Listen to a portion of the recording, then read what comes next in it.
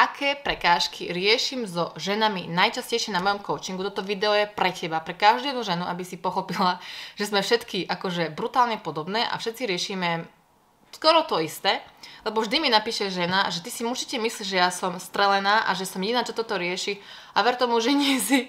Riešim to, že každý týždeň s každou jednou ženou.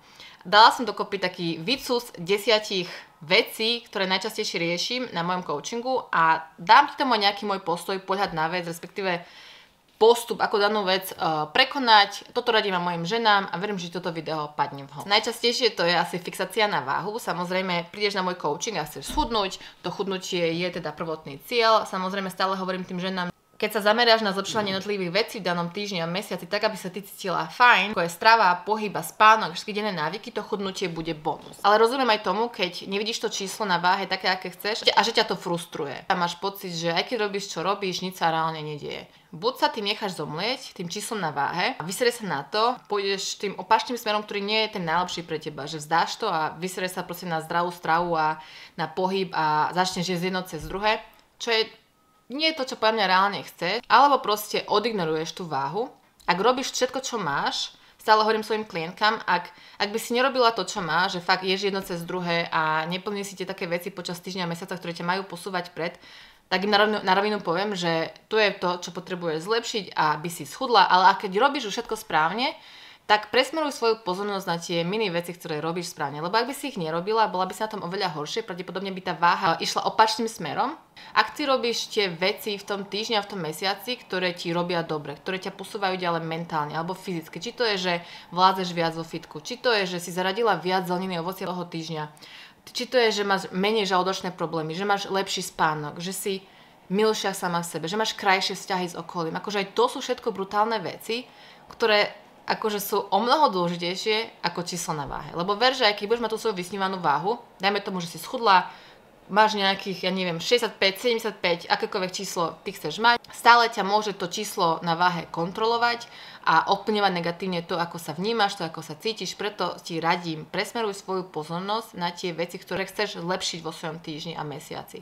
Ak je niečo, čo si zanedbávala, spánok poslednú dobu, hej, pitný režim, alebo množstvo ovocia a zeleniny, alebo si málo bielkovín v strave, alebo ten pohyb, lebo si veľa pracovala, to je to, na čo sa máš zamerať, a nie na váhu a číslo na váhe. A tieto veci vieš posunúť o level vyššie. Vždy je priestor na zlepšenie, čiže zamysli sa, čo by si mohla zmeniť, zlepšiť vo svojom týždni, a rob to namiesto toho, že plačem, že mi váha stojí. Pretože aj keby si niekedy robila všetko správne, tá váha bude stať. Dôležitejšie sú tie mini veci v tom každom dni. Pomalé chudnutie je asi tá druhá vec. Niektoré ženy na mojom coachingu, alebo všeobecne, keď vidíš na sociálnych sieťach, niektoré ženy chudnú rýchlejšie, niektoré ženy chudnú pomalšie. A je to absolútne v poriadku. Každý má svoj progres. Niektoré ženy na mojom coachingu chudnú rýchlejšie, pretože išli z prejedania sa, zo žiadneho systému a zo žiadneho pohybu na normálne stravovanie sa, na lepší pohyb, na viac cvičenia, a zrazu to ide rýchlejšie. A potom mám ženy, ktoré už robia tieto veci a ide to pre nich pomalšie a sú z toho zúfale, pretože im to nejde tak rýchlo ako nejaké čaj na internete. Uvedomenie si, že každý fakt žijeme iný život, ti vie pomôcť pochopiť, že keď niekto chudne rýchlejšie, je to možno preto, že má proste viac času na pohyb, možno nemá deti, možno nemá sedavú prácu, možno má viac času variť si. Je tam toho XY, prečo ten daný človek chudne rýchlejšie. Jediné, na čo sa ty máš zamerať, je ty a tvoj život. A ako sa vieš zamerať na tie mini veci v tom tvojom dni, ktoré vieš posunúť o level vyššie, aby si teda pokračovala v chudnutí. Jedno, ako rýchlo to je. Dôležité nie je ani, že tak schudnúť, ako si to následne vedieť udržať. To je kameň úrazu u väčšiny ľudí. Porovnávanie sa s inými na socials, a to by som spojila presne s tou premenou, že niektorým ľuďom to ide rýchlejšie a niektorým pomalšie a ty chceš vyzerať tak ako XY na internete, koho vidíš, a potom si z toho zdeptaná, že ty tak nevyzeráš, aj keď sa snažíš, a možno ani nikdy tak vyzerať nebudeš môcť, pretože každý vyzeráme úplne ináč, každý máme inú stavbu tela, je absolútne nereálne vyzerať rovnako. A preto je fajn sa od toho trošku odosobniť, a keď uvidíš nejakú premenu na internete, alebo keď uvidíš niečo, čo sa ti fakt páči na internete, ber to ako inšpiráciu. Neber to ako, že bože, ja nemám takú postavu, ja nevyzerám tak super, Ale ber to ako inšpiráciu, že wow, ten človek vyzerá fajn, chodí cvičiť, určite možno chodí na prechádzky, určite sa venuje lepšiemu stravovaniu. Zoberiem si z toho príklad a budem robiť niečo podobné, tak aby som sa ja cítila fajn. Všetko ber ako inšpiráciu. Samozrejme, nekopíruj od A po Z všetko, čo robia ostatní. Vyberaj si z toho, čo bude vyhovovať tebe, lebo jedine tak si vytvoríš systém, ktorý budeš vedieť ľahko dodržiavať celoročne. Čiže nekopíruj, čo robia iní, inšpiruj sa, povyťahuj si mini veci a z toho si vytvor tú svoju vlastnú rutinu, ktorá bude fungovať tebe. Ďalšia vec je podceňovanie vecí, ktoré sa ti podarili počas týždňa, pretože tá váha napríklad neklesla. Že fakt celá pozornosť je na tú váhu a zabudáme na to všetko, čo sa nám podarilo počas toho týždňa. Hlavne aj vďaka tomu, že sme v takej dobe, kedy proste je silný dôraz na výsledky, na čísla a zabudáme na tie mini veci, ktoré ako fakt stoja za to. Ja napríklad oceňujem fakt všetko na tom coachingu. Ako keď píšem s tou ženou cez WhatsApp, pochválim ju za každú jednu prkotinu, ktorú si všimnem a dokonca aj to, že si zvolila zeleninu ako štarter alebo počkala s tou sladkosťou za obedom a nedala si ju prosím na 10. Všetko, čo si všimnem, že tá žena urobila, vypichnem a poviem jej to, aby si to uvedomila. A robím to aj so sebou a ja chcem, aby si to skúsila robiť aj ty, pretože keď si začneš všímať tie mini veci, ktoré fakt stoja za to, tak na konci toho týždňa sa budeš cítiť o mnoho lepšie, pretože vieš, že si urobila pre seba maximum, čo si mohla a jedno, čo to číslo na váhe momentálne ukazuje. Keď zjedli moje ženy niečo nezdravé a majú z toho výčitky, určite to pozná. Alebo ešte to volajú, že zrešila som. To keď mi niekto napíše, že zrešila som, alebo pošle mi fotku nejakej čokoládky a povie tam jedno zrešenie, odnaučiť sa volá to zrešenie. Ja nikdy nevolám jedlo zrešenie alebo cheat, alebo proste snažím sa to tak nevnímať, lebo čím viac to tak budem vnímať, tým viac to môj mozog bude brať, že je to niečo zlé a nemala by som to robiť a tým viac na to bude myslieť. Čiže sladké veci, menej výživné veci patria k životu. Ako učím to každú ženu na coachingu. Všetko jedlo môžeš mať, musíš mať nastavenú správnu mieru. Samozrejme, nechceš jesť kilo sladkosti každý deň, to nie je tá správna miera, nechudla by si a cítila by si sa hrozne. Ale stále je fajn mať nejakú sladkosť, stále je fajn mať nejaké sladké pečivo. Ja sama mám rada, škoricové hniezdo, croissanty, ja mám to pravidelne v tom mojom mesiaci, tak aby som sa cítila fajn, že nie je toho zase príliš veľa a nevolám to zrešenia. A ber to tak, ak máš toho sladkého veľa, máš z toho proste negatívne myšlienky a máš problém schudnúť, tak vieš, že toho sladkého je veľa a potrebuješ to zredukovať. Ale následne, keď máš toho sladkého trošku menej v tom mesiaci a si všimneš, že máš to sladké v tom mesiaci, ale nejak to na teba negatívne nevplýva a chudneš, tak vieš, že to je to správne množstvo pre teba. Musíš ty prísť na to, koľko a v akom množstve a kedy a v akej miere to sladké a tie dobré veci môžeš jesť a u každého to bude veľmi individuálne. Ale určite to nevolaj, že zrešenia, pretože patrí to k životu. Čím skôr si to uvedomíš, tým ľahšie pre teba. Ďalšiu vec, ktorú riešime často je, keď sú rôzne dovolenky, alebo služobky, alebo návštevy, alebo oslavy, alebo čokoľvek, si proste mimo svoju rutinu, alebo niekedy si proste doma a necítiš sa najlepšie, mala si stresujúci týždeň. Stane sa ti niečo také ako vymklo sa mi jedlo spod kontroly. A bereme to samozrejme tragicky. Zjedli sme trošku viac, ako sme chceli. Bereme to tak tragicky, že niekedy z toho môže byť nie jeden deň alebo 2 dní jedenia horšie, ale celý týždeň, celý mesiac jedenia horšie. Pretože sme ako spoločnosť naučená mať to všetko perfektné a dokonalé, čo som ja sama niekedy robila, čiže rozumiem. Ale určite to, čo mne pomohlo, je dovoliť si mať horšie dni, dovoliť si zjesť viac, dovoliť si nemať výčitky, keď zješ čokoládu alebo čipsy alebo niečo vo väčšom množstve. Dôležité je si uvedomiť, ako to na teba vplýva, či ťa z toho boli brucho, alebo sa ti horšie spí alebo niečo a potom na základe toho skúsiť na najbližšej situácii zvoliť si menšie množstvo. Nič viac. Netrestať sa, nehovoriť si, aká som neschopná, že mne sa nikdy nepodarí schudnúť, lebo keď sa budeš živiť takýmito vetami, tak sa ti to nikdy nepodarí. Ale keď si odpustíš, Pane Bože, patrí to k životu. Stane sa mi to ešte v živote, že proste zjem toho viac. Nemôžem ísť tým rokom 365 dní v roku a nedať si sladké, nedať si čipsy a nedať si toho viac, alebo nedať si alkohol. Hlavne je dôležité pochopiť, že keď si uvedomuješ svoj cyklus, niekedy budú týždne, kedy budeš jesť viac, kedy budú tie chute väčšie, kedy apetit bude vyšší a nemôžeš s tým mesiacom rovnako jesť rovnaké množstvo a potom sa byť o stenu, že prečo máš väčšie chute, aj keď ješ dostatok a máš dostatok bielkovín, ale máš stále vyšší apetit, pretože niekedy s rastúcim v druhej fáze cyklu sa to bude diať. Dôležité je to prijať a vedieť sa k tomu postaviť. To celé, vymkne sa mi to spod kontroly, ja beriem ako testovanie vlastných hraníc. Všímaj si, kedy je toho už príliš veľa, že si mala 4 dní po sebe, dajme tomu viac sladkého alebo viac jedál v reštike, hej, alebo viac slaného, alebo viac alkoholu a už keď vidíš, že to na teba vplýva zle, tak vieš, že to je tá tvoja hranica a potrebuješ ďalšie dní si to vybalancovať. A tak vlastne prídeš na to, že aké sú tvoje hranice. Keď ješ príliš zdravo, tak ti z toho drbe na hlavu a chceš potom sa prejedať, tak vieš, že to je až príliš nízko a tu nemôžeš byť. To znamená, že potom si musíš tie sladké a slané a tie veci, čo máš rada, sem tam zapasovať do tvojho týždňa, aby si nedošla pod tú hranicu, že jem príliš zdravo a potom sa prejem. A naopak, ak si mala horšie dni a ješ viac blúdov a už na teba zle vplýva, tak vieš, že to je tá tvoja horná hranica a chce sa držať trošku nižšie, to znamená, že menej kekecín počas týždňa. To je to. Neexistuje jeden spôsob, ktorý by si mala dodržiavať, každá žena rovnaký spôsob strávania. Ty si musíš prísť na to, akom množstve, čo ty chceš jesť, akom množstve ti menej výživné veci chceš mať vo svojom týždňa a mesiaci, aby sa cítila fajn. Ale určite nie, že idem tým týždňom a všetko je super, nie jem nič nezdravé a snažím sa jesť len zdravo a čisto a potom mi z toho hrabe, prejedám sa a keď si dám jednu čokoládku alebo jeden bonbon v práci, tak všetko je zničené a koniec. Takto som aj ja fungovala, takto funguje veľa žien na mojom coachingu zo začiatku a preto sa snažím im pomôcť trošku sa znormalizovať, že je to fajn, jesť všetko, že vlastne ty máš tú kontrolu a ty vieš prísť na to, v akom množstve čo chceš jesť, aby sa ty cítila fajn a samozrejme aj vedela chudnúť. Nezabudaj, ako vždy hovorím, všetko jedlo je povolené, aj sladké, aj slané, aj menej výživné. Ty musíš prísť na to, v akej miere a frekvencii to chceš mať, aby si sa cítila fajn a vedela chudnúť a vedela si tú váhu aj udržiavať. Potreba ísť bomby celý rok, 365 dní v roku a očakávať hlavne, že všetko pôjde super, že všetko bude ideálne a nič do toho nevojde a že proste budeš mať stále chuť a motiváciu cvičiť a počasie bude fajn, všetká inštalácia hviezd bude v tvoj prospech. Takto život nefunguje, bohužiaľ, budú sa diať veci ako choroby, zranenia a niečo sa stane, nejaké rodinné problémy, hej, finančné problémy, veľa práce, dovolenka, tu návšteva. Ty sa musíš vedieť naučiť, ako fungovať v tej strave, kdekoľvek si.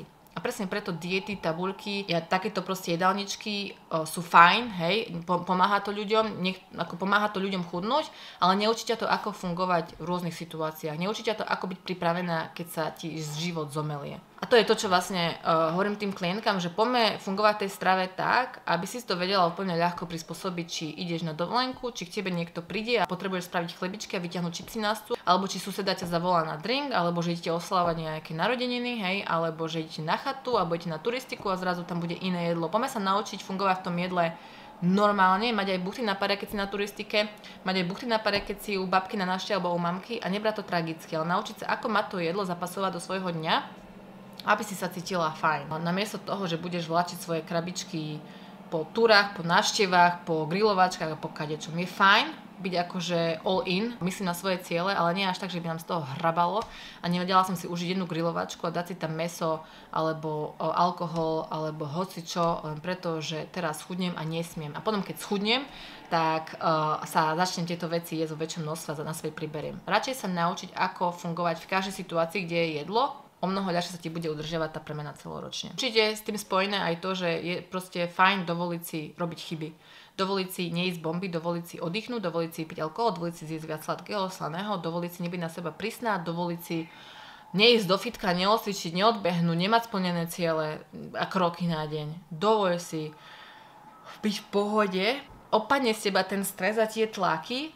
Ja nehovorím, že máš teraz sa prejedať celý týždeň a nič nerobiť, ale len si dovol proste byť viac chile, hej, a neriešiť, či mám, nemám a proste ty sa vieš stále rozhodnúť, čo je pre teba najlepšie v danej chvíli. Je to ten drink? Nie je to ten drink. Bude sa cítiť horšie po tom alkohole večer, alebo nebudeš sa. Niekedy ti to padne vod, niekedy si povieš nie. Stále je to len na tebe. Neboj sa horších dní, patria k životu. Hlavne keď si žena, máš nejaké hormóny a bude nám niekedy trošku viac trpať, je to fajn. Je to fajn, príjmi to. Pocit, že strácajú kontrolu, ak nestíhajú cvičiť, ako by chceli. To je ďalšia vec, často riešim, že si žena naplánuje nejaké fitko, pohyb, tréningy, zrazu do toho niečo vojde, práca, hej, jedno s druhým.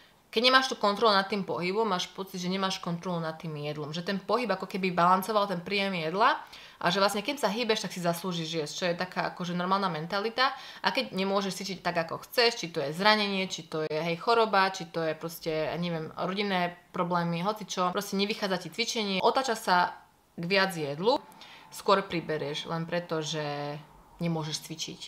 Tu učím ženy jednu dôležitú vec, volá sa to bazálny metabolizmus. Tvoje telo stále palí kalórie, stále palí nejakú energiu na dýchanie, fungovanie, hej, na trávenie, na myslenie, na to, že len tak si a asi, Na to, že by tvoje telo mohlo prežiť, každý z nás palí inú energiu na základe tvojej váhy, výšky, veku, genetiky. To znamená, že aj keď si chorá, aj keď si zranená, aj keď nemôžeš cvičiť, tvoje telo stále potrebuje jesť. A je to stále u väčšiny ľudí, u veľkej väčšiny ľudí je to stále okolo nad 1200 kalórií. To znamená, u niekoho 1300, 1500, 1800, každý iný. Minimálne 3 jedla, hlavné jedla počas dňa, ty vieš prijať bez toho, že by si pribrala. A nemusíš cvičiť, hej, a ležíš na posteli. Čo veľa ľudí si neuvedomuje, že ty si zaslúžiš jesť, aj keď nerobíš žiaden pohyb a ty stále vieš ukontrolovať miliardu vecí v tom týždni. Bez toho, či ideš alebo nejdeš cvičiť. Voda, pravidelnosť v jedení, aké jedlá si zvolíš, zelenina, ovocie, kedy ideš spať, kedy bude posledná káva, miliardu vecí, ktoré ty vieš ukontrolovať počas toho dňa, ktoré ťa budú posúvať ďalej. Keby si ich nerobila, že sa na to vybodneš, ľahšie priberieš, budeš jesť jedno cez druhé. Ale keď budeš mať nejaký systém v tej strave, tak ak nemôžem cvičiť, tak zmením pozornosť na to, čo viem ukontrolovať a na to sa sústredím. Body image, že nevyzerajú perfektne, ako vidia na socials. V coachingu sa pýtam žien, aby mi nahrali svoje fotky, aktuálne miery a váhu. Stále príde tá poznámka, že vyzerám hrozne, keď mi nahrávajú tú fotku, že vyzerám hrozne, nemôžem sa na seba ani pozerať.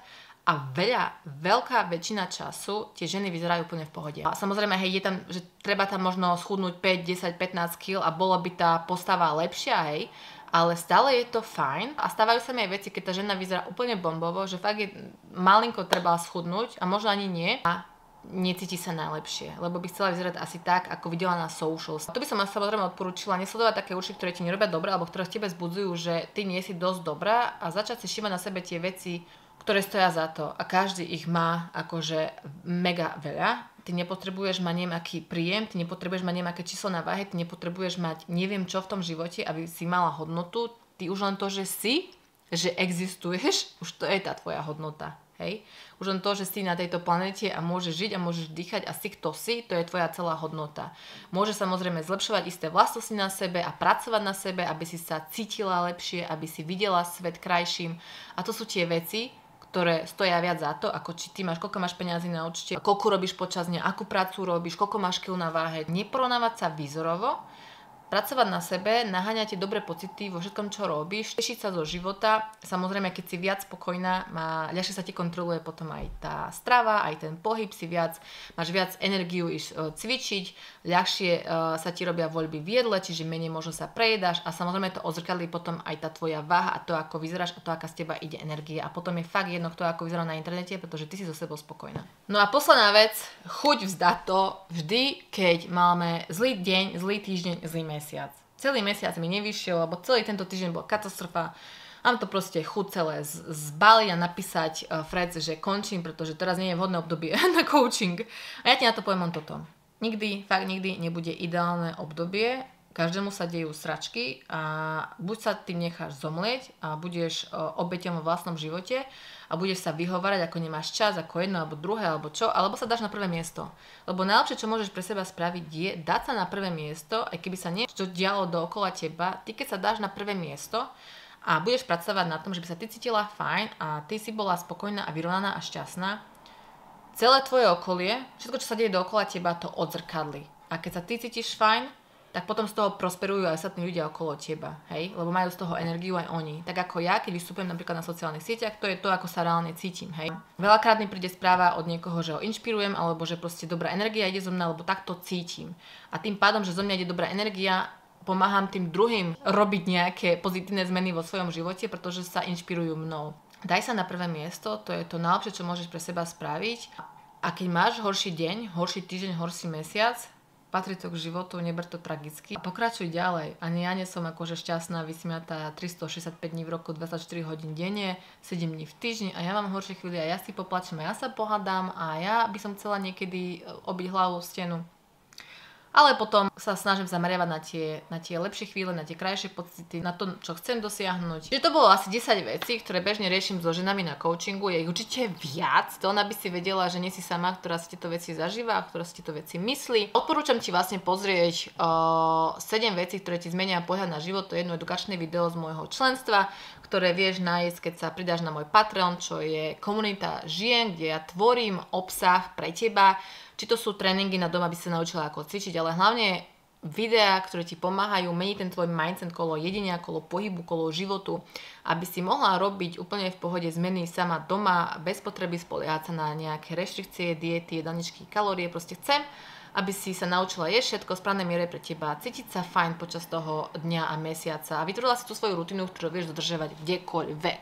To je cieľ mojej komunity, môjho členstva. Patreon je niečo ako Hero, ale je to americká stránka. Po prihlásení ti pošlem úvodný e-mail, že s ktorými videami začať, aby si vedela, do čoho sa vrhnúť čím skôr a videla tie zmeny na sebe už nasledujúce dni. Nechaj dole koment, že čo najčastejšie riešiš ty počas svojho dňa, týždňa a mesiaca, čo myslíš, že ti viac škodí ako pomáha.